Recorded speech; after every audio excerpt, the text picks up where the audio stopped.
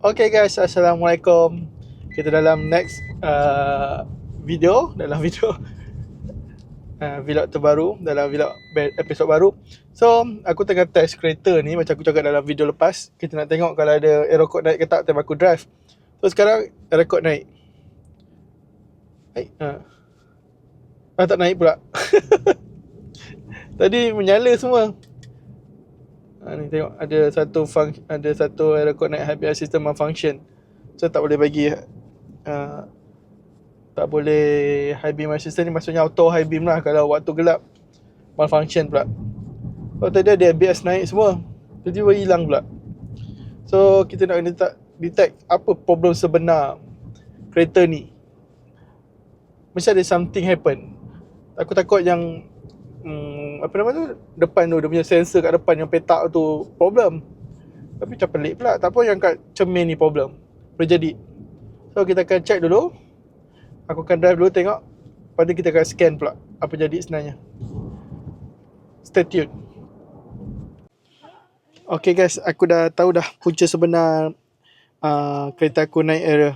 So bila dah scan tadi, masa kita bawa, kita jumpa punca sebenarnya ialah this one. Sekejap dia nak tunjuk ni. Okay. Right front ABS wheel speed sensor problem. So memang aku agak dah ABS wheel sensor speed ni yang problem.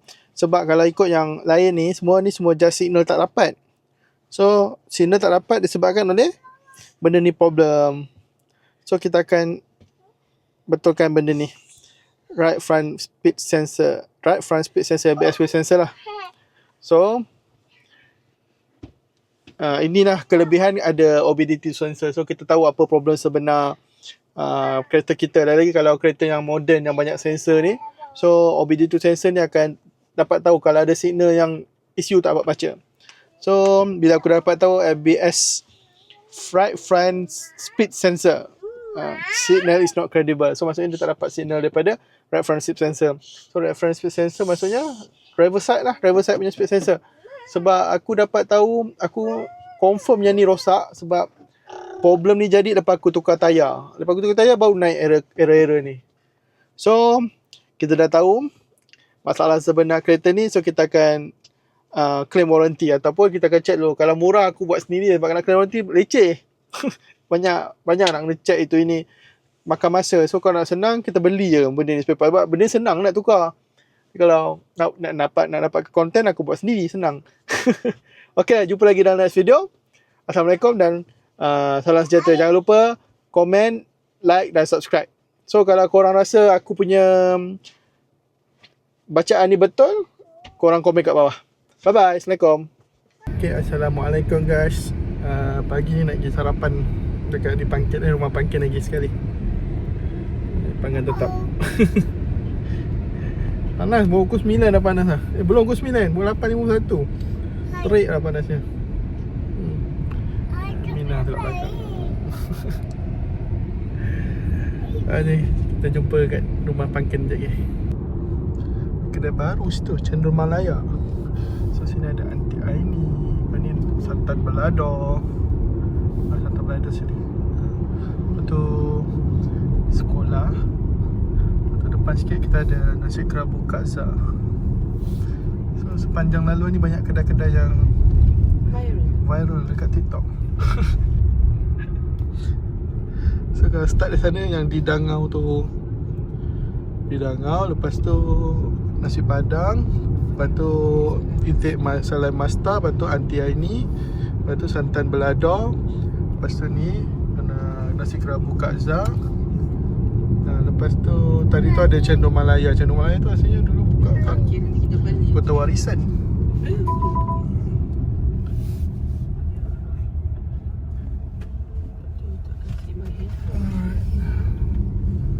Lepas tu ni depan ni rumah Pangkit. Ni rumah Pangkit. Sini rumah Pangkit pula. Masuk sini. Oh, ni ada kandang kambing. Ni kandang kambing. So kalau weekday tak ramai orang sangat, tapi ramai juga ni. Banyaklah keretanya. Banyaklah juga. Ramai juga. Ramai juga. Ya, tak ramai sangat. So, aku ada ruang. Selamat pagi. Adik. Wow. Dengan rambut pirang dia.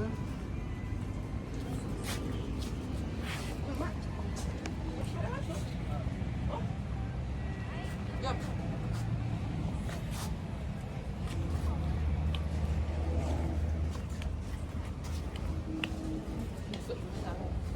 Turun lah. Turun.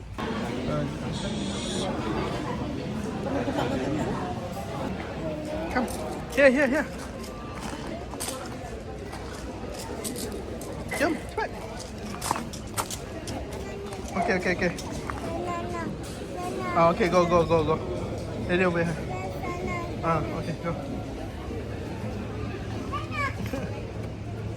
Let's go.